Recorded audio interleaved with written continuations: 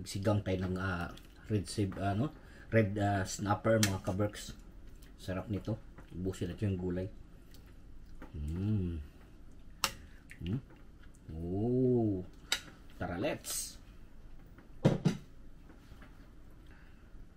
So karating natin sa bahay mga kaberks. Luto na yung ating sinaing. Oh. Ayos na. Luto na tayong ulam.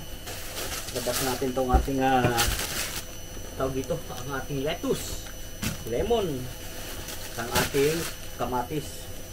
Siyempre yung tinapay na lagyan natin sa ref. Ayan.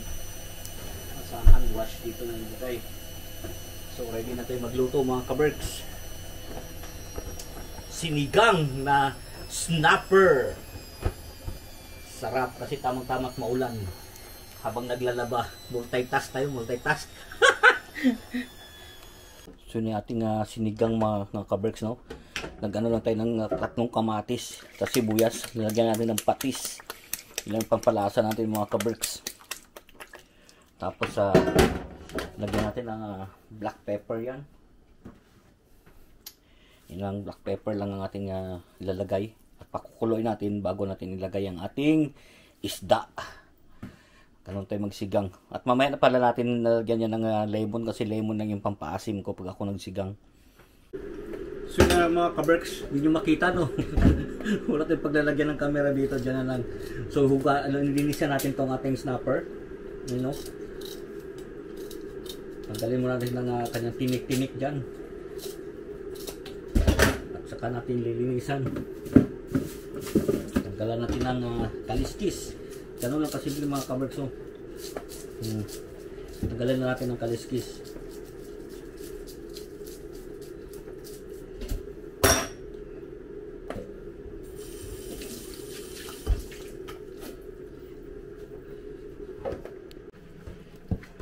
Tanggalan din ng kaliskis mga kaberks. Nilipat natin yung camera.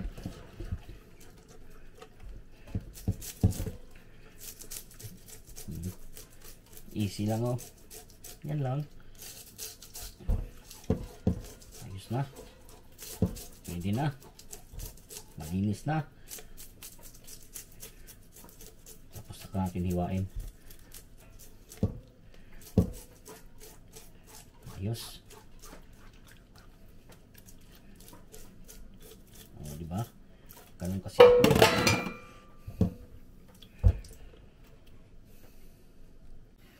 Piperito pa sana ako mga kaberks, pero mas masarap itong sabawan na lang lahat. Yan.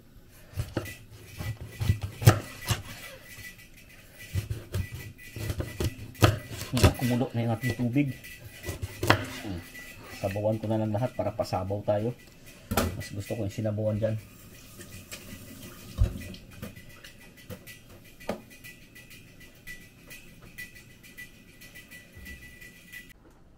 Dahil kumulo ng ating tubig na para sa sinigang mga kaberks, so ilalagay na natin yung isda ngayon. Yan, baba natin yung camera. Ayan o. Pero dudurugin natin itong yan, yung kamatis. Nilagyan ko ng 3 kamatis mga kaberks para mas syrup. Para hindi natin maglagay ng mga sinigang mix. Yan lang ang aking tapos lemon lang. Yan lang yung ating pangpaasim. Ilalagay na natin ngayon ang ating isda. Wow, wow, wow. Sarap nito. Ayan. Ganyan lang tayo magsigang mga kaberks. Tapos, syempre, habang nag-ano tayo dyan, tatakpan muna natin at i-ready ko yung ganda. I-ready ko yung ang aking gulay. Ready ko na yung ating ganda. I-ready ko na yung ating beans lang. Tsaka yung itong beans ang ilalagay natin kasi may natira pa. Sayang na mga tira. At ang ating lettuce, yun lang. So habang nagpapakulo dyan mga kaberks, i-prepare ko na to. Habang niluluto natin ang ating sinigang na yan dyan. No? I-prepare lang natin to. Tanggalan na natin ang dulo. Gasa natin ang asin yan. yung gulay para matanggal yung mga pinampataba nila dyan. Pero hugas naman na ito, pero hinuhugasan na natin. Ayan, ganyan tayo pag magluto mga kaberks, no? Ng ating ulam. Sarap ng sabaw kasi maulan. Summer sa England, pero maulan. Ayayay. Parang hindi na natin mararamdaman yung summer pag sa Manchester. Pero pag sa ibang lugar mga kaberks, like sa pinuntahan namin last week, maganda doon. Walang ulan doon. Maaraw pagka summer doon. Kaya nga tinawag na summer capital ang Cornwall. Kaya tinawag na summer capital. So yan yung ating mga kaberks, no? Ang ating gulay.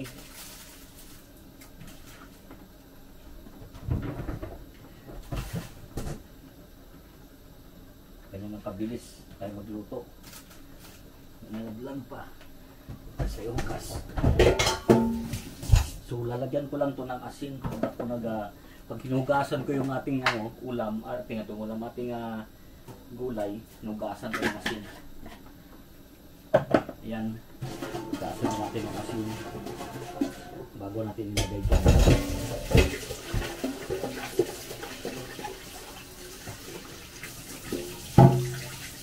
Pwede na rin natin itong ilagay mga kaberks yung ating gulay, no? Kasi, mabilis to, mabilis maluto. Yan, no? Ang bilis nitong sinigang na to.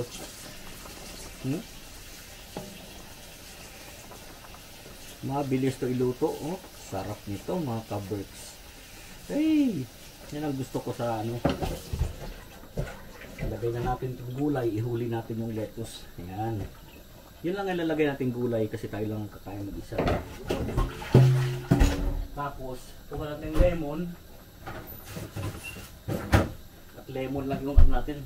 Ganun po natin lemon. Lemon lang yung ating pangpaasim dyan. Ganun tayo pag nagsigang mga kabos. Ngayon kasi dito yung mga sinigang mix, kaya di na ako naglalagay niyan. Pero pag merong natira dito, lalagyan natin. Check natin baka meron pa. Pero ako okay na to eh. Lemon lang.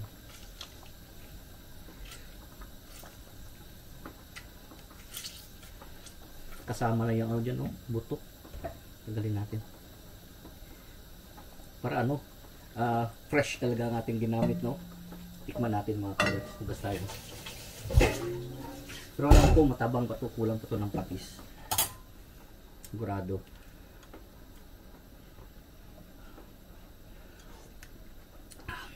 Yun ang asim niya. Sarap. Yun ang sinasabi kong asim. Yun ang gusto kong asim. Lemon lang. Pero kulang ng patis.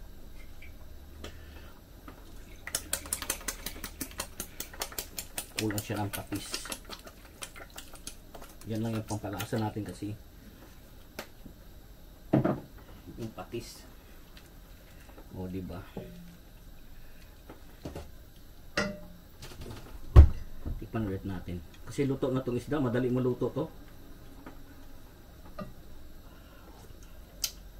Ayun ang gusto ko. Suabe. Takpan muna natin. At ipiprepare ko lang yung lettuce. Okay na siya. Hintay ka lang maluto ng konti yung gulay. So yan mga kaberks. So, luto na natin na tawag dito. Ang ating beans. So ilalagay na natin itong lettuce.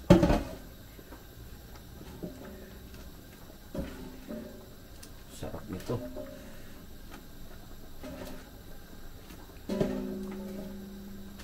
Yan. Halawin natin at syempre nilagyan natin gulay, baka matabang pa ulit to. Napansin nyo, hindi masyadong masabaw kasi tama na sa akin yan. Ayan. So titikman natin, baka kailangan pa natin ng patis.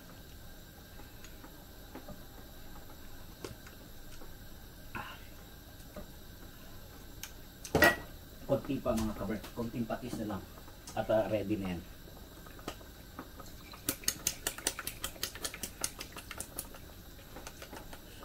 Sarap. Tama sa maulan na panahon.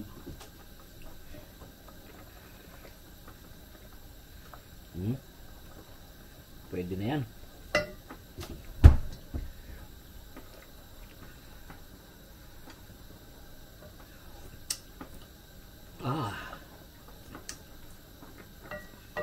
Ayos na mga kaberks. Maghain na tayo. Ayoko na. Tayo kakain na syempre. Ayan o. Kuha tayo ng gulay muna. Gulay muna yung ilalim natin.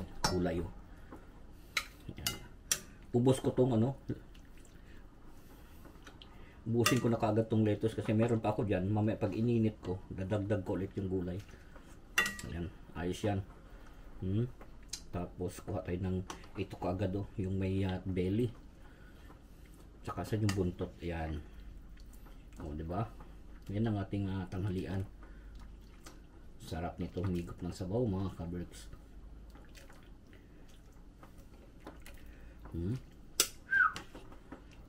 Lagay pa natin yung konting gulay niyan. Ayan na. Ganun lang kasimple. Lagi kong sinasabi, keep us all safe. God bless us all. Magandang buhay. Thank you for watching. Oh, sarap. Pasabaw. Tara mga kaberks, kakain tayo. Sarap natin sinigang. Kuhain natin lahat ng gulay. Ayan. Tapos itong isda. Itong isang malaki kaagad. Wow.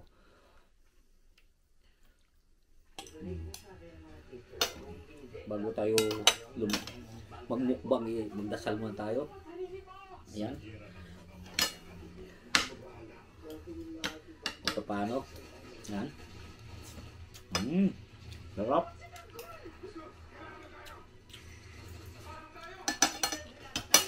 Habang nanonood ng balita, masarap pag kumain mga kaberks pag may sabaw, pag merong aring sabaw sa sinabawan, pag merong sa mangkok ba no, higupi mo na gano'n no.